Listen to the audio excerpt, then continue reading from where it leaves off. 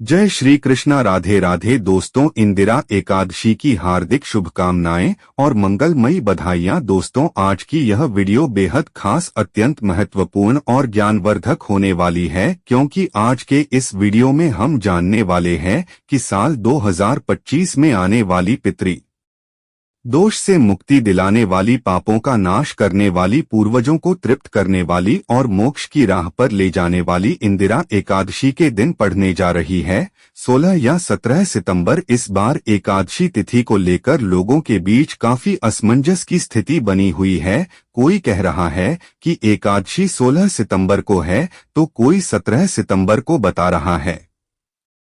और जैसा कि आप जानते हैं, जब भी एकादशी तिथि आती है तो उसे अक्सर 2 दिन मनाया जाता है। एक दिन साधु संतों के लिए और दूसरा दिन गृहस्थ लोगों के लिए। ऐसे में हम हमेशा की तरह इस बार भी वैदिक दृंग पंचांग समेत अन्य सभी प्रमाणिक पंचांगों के आधार पर आपके लिए सटीक तिथि लेकर आए हैं, ताकि आप यह स्पष्ट रूप से जान पाए कि को इंदिरा एकादशी व्रत किस दिन रखना है, कैसे रखना है और इस व्रत के दौरान के नियमों का पालन करना है। साथ ही हम यह भी जानेंगे कि यह व्रत कब और कैसे रखा जाए। इन बातों का विशेष ध्यान रखना है और किस प्रकार के उपाय करने चाहिए, ताकि आपके जीवन में कभी कोई बड़ी बाधा न आए और भगवान विष्णु तथा पितरों की कृपा से आपके जीवन में शुभता, संतुलन और आध्यात्मिक उन्नति बनी रहे।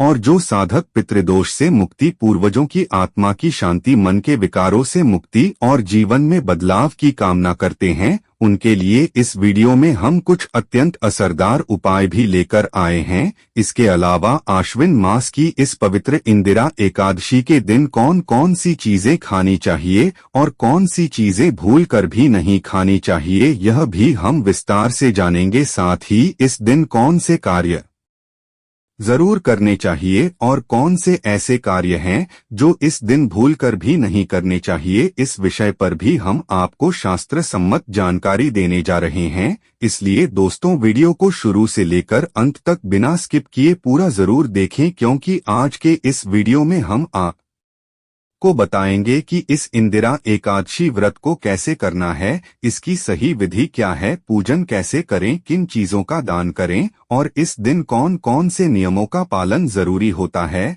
जैसे कि भक्तों, आप लोगों के प्रश्न आए हैं कि क्या इस दिन जल ग्रहण किया जा सकता है या नहीं, क्या कुछ चीजें ऐसी होती हैं जिनका त्याग करना अनिवार्य है और वह कौन कौन सी वस्तुएं हैं जिन्हें व्रत से एक दिन पहले ही छोड़ देना चाहिए। इन सभी जरूरी बातों की जानकारी आपको आज इस वीडियो में मिलने वाली है। साथ ही इस वीडियो में हम आपको बताएंगे कि व्रत की संपूर्ण विधि, पूजन का सही तरीका, क्या क्या दान देना चाहिए, पारण कब और कैसे करना है, पूजा का शुभ मुहूर्त क्या रहेगा, एकादशी का व्रत के दिन करना है। इन सारे सवालों का स्पष्ट और ही प्रमाणिक उत्तर आज आप जानेंगे। हम आपको आने वाली आश्विन कृष्ण पक्ष की इंदिरा एकादशी से जुड़ी पूरी जानकारी देने जा रहे हैं, ताकि आप यह व्रत पूरी श्रद्धा और विधिपूर्वक कर सकें और आपके जीवन में सुख, शांति, सौभाग्य, पितृ शांति और मोक्ष की प्राप्ति हो सके। देखिए दोस्तों, हम यहाँ जो भी जानकारी आपको देते हैं वह पंचांग और धर्म ग्रंथों के आधार पर होती है। कौन सा व्रत कब करना है, कौन सा त्योहार किस विधि से मनाना है और पूजा में क्या क्या विधियां अपनानी चाहिए, ये सब कुछ शास्त्रों और पुराणों में बताए अनुसार ही बताया जाता है। हमारी हर जानकारी सटीक और प्रमाणिक होती है। व्रत की तिथि, समय, शुभ मुहूर्त और विद्याओं, सब कुछ पंचांग और पुराणों के अनुसार बताई जाती है। अगर आप भी ऐसी धार्मिक और लाभकारी जानकारी नियमित रूप से पाना चाहते हैं तो हमारे चैनल को अभी सब्सक्राइब कर लीजिए। जानकारी शुरू करने से पहले आपसे एक छोटा सा निवेदन है, अगर यह वीडियो आपको जरा भी उपयोगी लगे तो कृपया एक लाइक जरूर कर दीजिए। दोस्तों, गुरु जी कहते हैं कि वैसे तो हिंदू पंचांग के अनुसार हर माह में 2 एकादशी तिथि आती है। एक कृष्ण पक्ष में और एक शुक्ल पक्ष में, लेकिन आश्विन मास के कृष्ण पक्ष में आने वाली यह इंदिरा एकादशी का महत्व अत्यधिक माना गया है। शास्त्रों के अनुसार इंदिरा एकादशी को पूर्वजों की मुक्ति का दिन कहा गया है। इस दिन भगवान श्री हरि विष्णु की पूजा के साथ साथ पितरों को तर्पण, पिंडदान और श्रद्धांजलि दी जाती है। यह वह एकादशी है जो विशेष रूप से पितृदोष को शांत करने, पितरों की आत्मा को गति देने और उनके आशीर्वाद से जीवन को समृद्ध बनाने के लिए की जाती है। इस व्रत को करने से न केवल अपने पापों का प्रायश्चित होता है, बल्कि पितृलोक में भी वृद्धि के पुण्य का प्रभाव पहुंचता है। इस दिन व्रत रखकर भगवान विष्णु के साथ साथ अपने पितरों की पूजा की जाती है।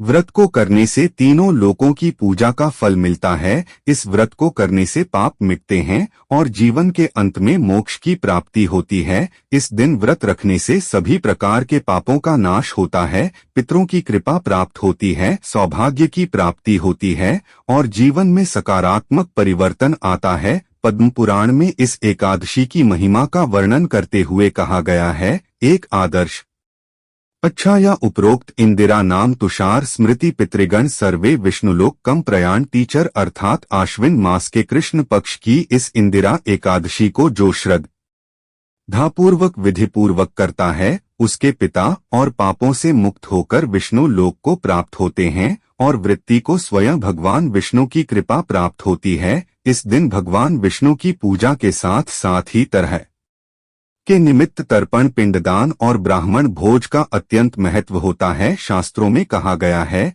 कि यदि कोई भक्त इस एकादशी को श्रद्धा और नियम पूर्वक करता है तो उसके कुल के समस्त पितरों को गति प्राप्त होती है और वृत्ति को पुण्य, यश, संतान, सुख और मोक्ष की प्राप्ति होती है। इस दिन यज्ञ, दान, व्रत की कथा श्रवण और ध्यान का विशेष महत्व होता है। साथ ही शास्त्रीय मान्यता है कि यदि कोई व्यक्ति किसी कारणवश उपवास नहीं भी कर पाता, तब भी यदि वह इस दिन श्रद्धा से भगवान श्री हरि की पूजा करें, विष्णु सहस्रनाम का पाठ करें, दीप दान करें और धर्म शास्त्रों में बताए गए विशेष उपाय कर ले तो उसे भगवान विष्णु और पितरों की कृपा अवश्य प्राप्त होती है। तो चलिए दोस्तों, वीडियो में आगे हम तार से जानेंगे कि इस व्रत की सही विधि क्या है, पूजा का शुभ मुहूर्त क्या रहेगा, पारण किस दिन और किस समय करना है, इस दिन क्या खाना है और क्या नहीं, और इस व्रत को कैसे सफल और फलदायक बनाया जाए। इसलिए जुड़े रहिए हमारे साथ और चैनल को सब्सक्राइब करना बिल्कुल मत भूलिए। तो आइए अब हम इस इंदिरा एकादशी व्रत से जुड़ी अगली महत्ता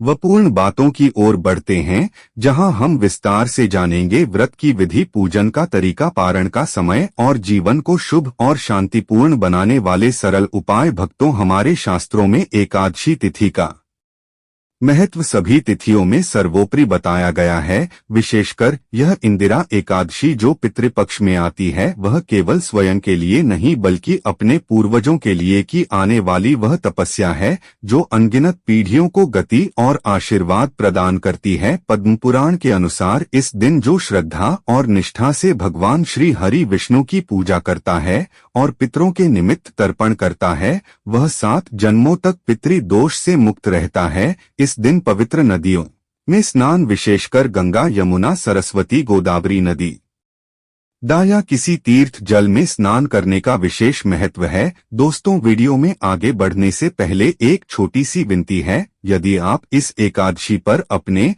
और अपने परिवार पर भगवान विष्णु और पितरों की असीम कृपा प्राप्त करना चाहते हैं तो कृपया कमेंट बॉक्स में जय श्री हरि जरूर लिखें और हमारी इस सेवा को आगे बढ़ाने के लिए चैनल को सब्सक्राइब करना न भूलें। साथ ही कमेंट में अपनी राशि भी जरूर लिखें ताकि हम आपको आपकी राशि के अनुसार विशेष उपाय बता सकें जिनसे आप अपने जीवन में शुभता, स्थिरता और पितृ शांति पा सकें। शास्त्रों के अनुसार आश्विन मास की कृष्ण पक्ष की एकादशी तिथि भगवान श्री हरि विष्णु और पितृगण को प्रसन्न करने की अत्यंत शुभ तिथि मानी गई है। विष्णु पुराण में वर्णन आता है कि इस दिन जो व्यक्ति व्रत, उपवास, दान और विष्णु पूजन करता है वह कभी धन और संतान सुख से वंचित नहीं रहता और उसे पितरों कि आत्मा की शांति का विशेष पुण्य प्राप्त होता है। इस दिन एक विशेष वस्तु का दान करने से समस्त पितृगण संतुष्ट हो जाते हैं और वह वस्तु है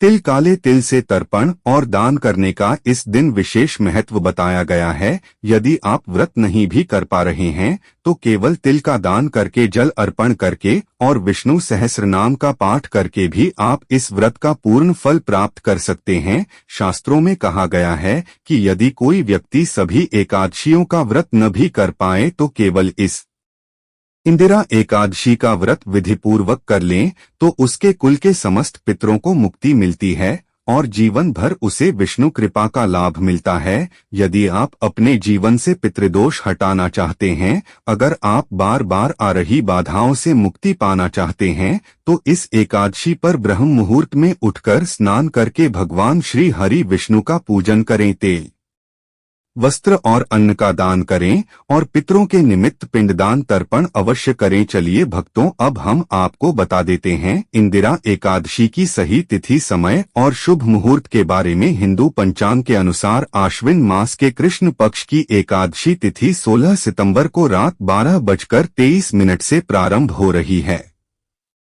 जो 17 सितंबर को रात 11:40 पर समाप्त होगी। ऐसे में उदया तिथि के हिसाब से इंदिरा एकादशी का व्रत 17 सितंबर 2025 को रखा जाएगा। ब्रह्मा मुहूर्त का समय सुबह 4:33 से लेकर 5:20 तक रहेगा और अभिजीत मुहूर्त दोपहर 11:49 12:39 तक रहेगा। तो भक्तों, अब आप समझ चुके हैं कि इंदिरा एकादशी व्रत कब और कैसे करना है, क्या नियम अपनाने हैं और किन बातों का ध्यान रखना है। अगली वीडियो में हम जानेंगे कि इस दिन किन चीजों का दान सबसे श्रेष्ठ माना गया है, इस उपाय से पितृदोष शांत होता है और कैसे आप अपने जीवन में स्थायी सुख शांति प्राप्त कर से करते हैं। जुड़े रहिए हमारे साथ चैनल पर और ऐसी ही प्रामाणिक शास्त्र सम्मत जानकारी के लिए इस चैनल को अवश्य सब्सक्राइब करें। अब बात करें व्रत के पारण की। एकादशी व्रत का पारण द्वादशी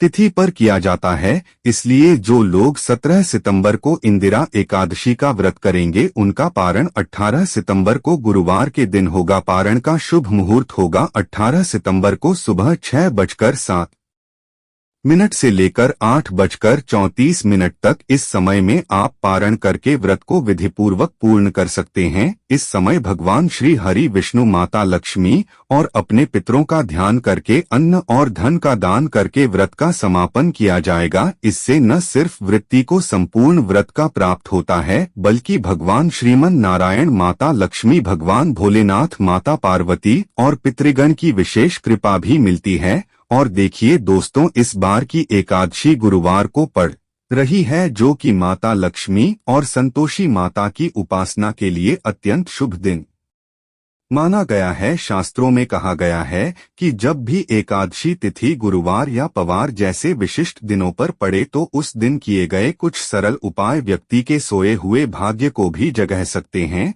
और अगर एकादशी गुरुवार को पड़े जैसा कि इस बार की इंदिरा एकादशी पर रही है, तो शाम के समय तुलसी के पौधे के नीचे देसी गाय के दूध से बने शुद्ध घी का दीपक अवश्य जलाना चाहिए। ऐसा करने से व्यक्ति का दुर्भाग्य सौभाग्य में बदल जाता है। साथ ही इस दिन भगवान शिव के मंदिर जाकर एक लोटा जल अर्पित करना भी अत्यंत पुण्यदायी माना गया है।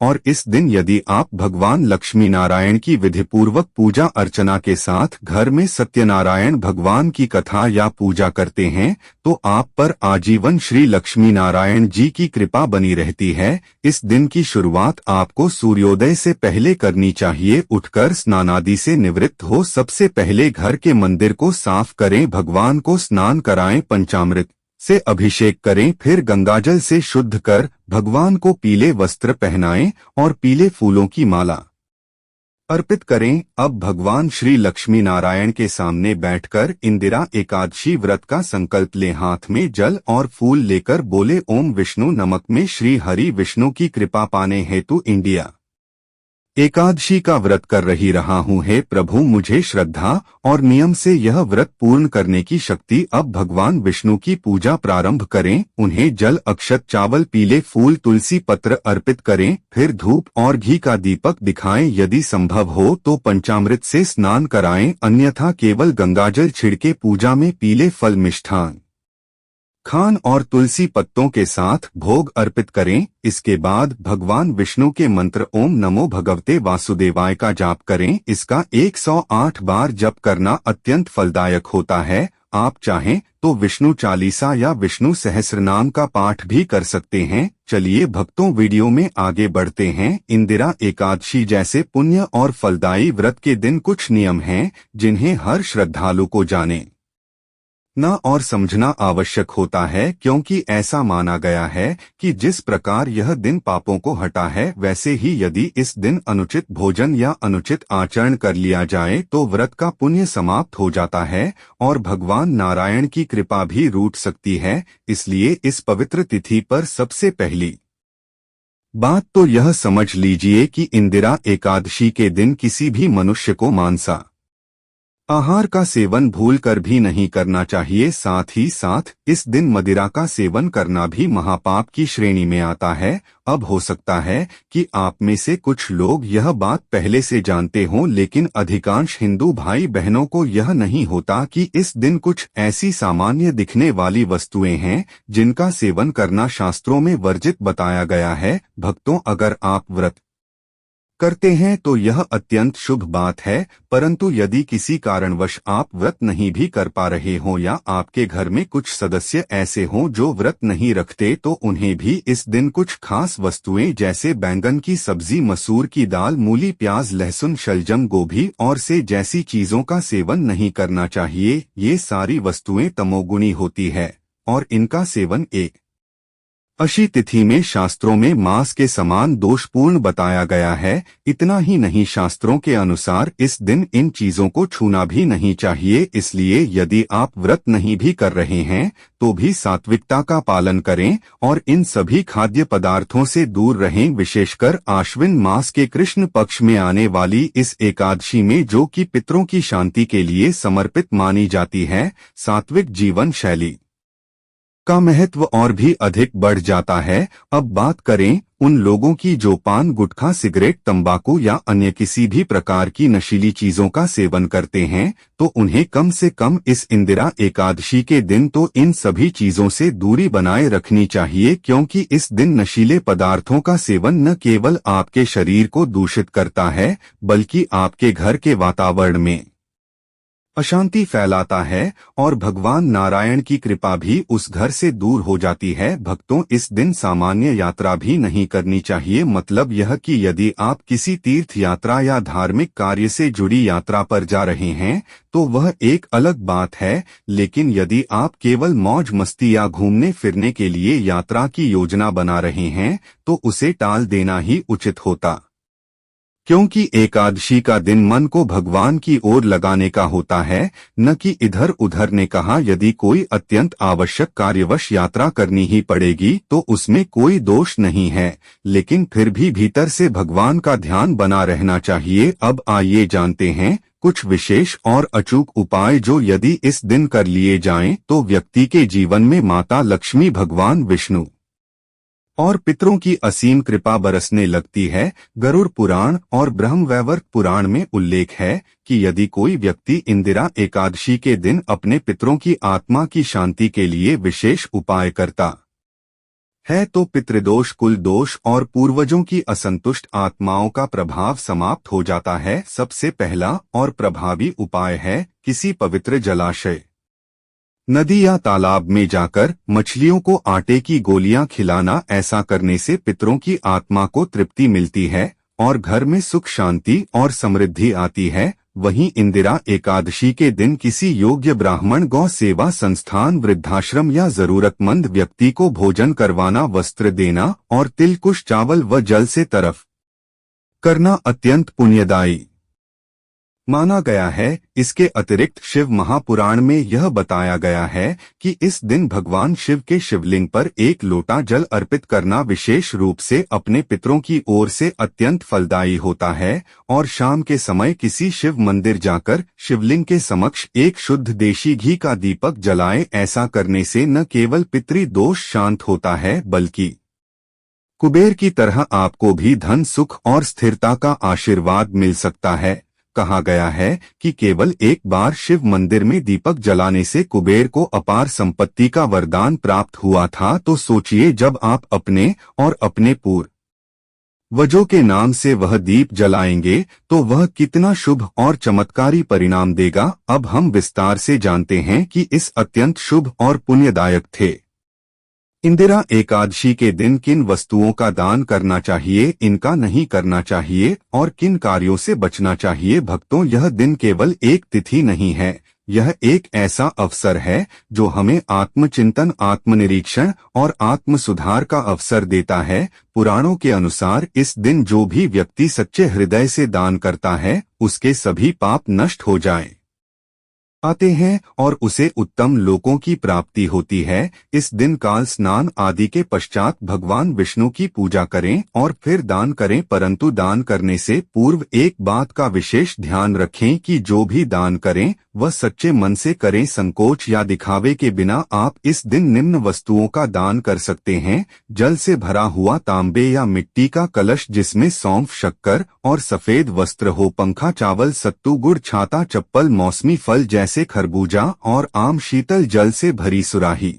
ये सभी वस्तुएं अत्यंत पुण्यदायक मानी गई है। अब जान लेते हैं कि इस दिन किन वस्तुओं का दान वर्जित माना गया है। लोहे की वस्तुएं, धारदार या नुकीली चीजें, पुराने ने फटे कपड़े, कोई भी ऐसा सामान जो किसी और का उपयोग किया हुआ हो गया जिसे देखकर किसी को अपमान महसूस हो। यदि आप ऐसा कुछ दान करते हैं तो वह पुण्य नहीं बल्कि पाप कहलाता है। अब आते हैं सबसे महत्वपूर्ण विषय पर। इस दिन कौन से कार्य नहीं करने चाहिए। इस दिन संयम, पवित्रता और तपस्या का भाव होना चाहिए। किसी भी प्रकार की वासना, क्रोध, लोभ, हिंसा, मान, चुगली या निंदा, ये सभी कार्य इस दिन निषिद्ध है। स्त्री और पुरुष दोनों को अपने विचारों और कर्मों में पवित्रता बनाए रखनी चाहिए। किसी भी जीव को कष्ट पहुंचाना, पशु पक्षियों को मारना, पेड़ पौधों को बिना कारण काटना, यह सब महान दोष माना गया है। मांसाहार, नशा, अपशब्द बोलना, अश्लीलता या अभद्रता, ये सब पुण्य को क्षीण कर देते हैं।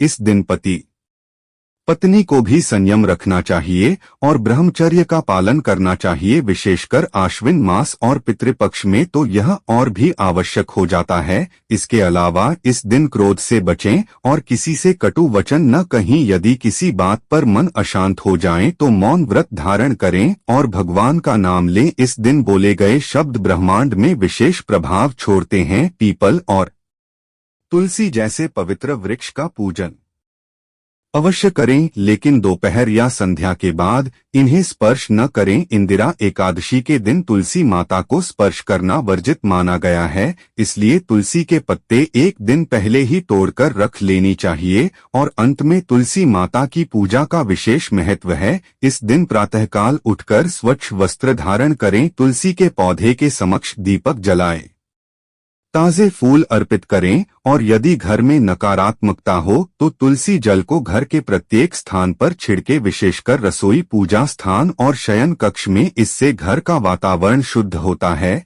और सकारात्मक ऊर्जा का संचार होता है। विशेष रूप से रात्रि के समय भगवान विष्णु का रात्रि जागरण करके पूजा करना, मंत्रों का जाप करना, साथ ही तुलसी के पौधे के आसपास घी का दीपक रखें और नियमित रूप से उसका पूजन करें। इस दिन के व्रत और पूजा से भगवान विष्णु की विशेष कृपा प्राप्त होती है। दोस्तों, आज का वीडियो कैसे लगा? अच्छा लगा है तो एक लाइक जरूर करें। धन्यवाद।